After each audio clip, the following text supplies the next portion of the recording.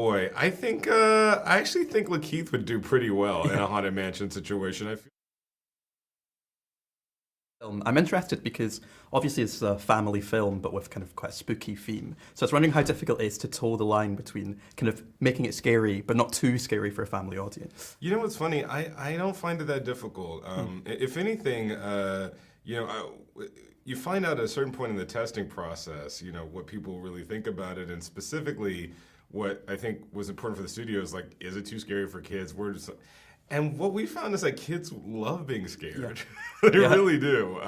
There might be certain images that are just too much, especially in terms of the gore, but actually like being scared and being made to laugh, like those are things that actually sit right side by side actually in terms of what I think audiences and especially family audiences really enjoy in the movies. Yeah, and I guess that kind of fits into the popularity of the Disneyland ride as well, doesn't it? Which I know was kind of obviously a key kind of reference in terms of the aesthetics of the film as well. How much did you kind of lean on the kind of the ride as a kind of inspiration? I mean, I leaned on the ride ultimately for inspiration. It's sort of whenever there was a question, we kind of went back to, well, what were they deciding to do for the ride? Yeah. The remarkable thing about it is that they had that same argument.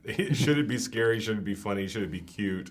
And what they came up with is this very subversive blend of all of those things. And I found that pretty irresistible and a pretty sort of, it was like kind of like a frequency check, to go back to over and over again, just to kind of remember exactly what that vibe was that they were setting back in 1968, and how do we kind of update that and bring that forward in this one. I understand that kind of the script has had, it's quite a long kind of production history behind it, and Guillermo del Toro was attached to at one point. Did any of that kind of script make it into this one, or is it completely set? I don't believe so. Yeah. By the time I came on board, what I read was, the work of Katie Dippold. Yeah. What happened before she came on board and before she came up with that version of the story, I'm not really sure. Okay, yeah. And how much did you kind of work with the actors as well on the script in terms of, was there improvisation? Was there, like, how much was it, kind of script-based and improvised? Yeah, it's pretty important for me to kind of mold, especially with an ensemble script like this, to mold each of these individual characters to the actors that's playing them. It's a formula that I've been doing since my first movie, frankly.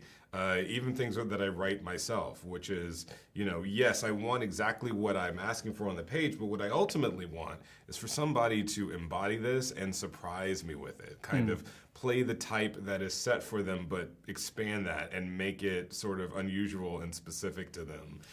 So there was certainly a lot of work done to do that, and every actor is different. Some people like Owen really likes to figure out the work on the page before he's on set. Somebody like Danny kind of, wants to kind of take something and mold it while we're playing. Someone like Tiffany, you kind of just want to rip the cord and just let her go. You know what I mean? So, it's also the kind of director I am. So it depended on the actor, but the goal ultimately was to, yes, have this be a lived-in, real, grounded character, because they're taking us on a pretty fantastic journey. Yeah. And which of those cast members, it's such a great cast, which of the cast members do you think would cope best in an actual haunted mansion situation? Would cope best? Yeah.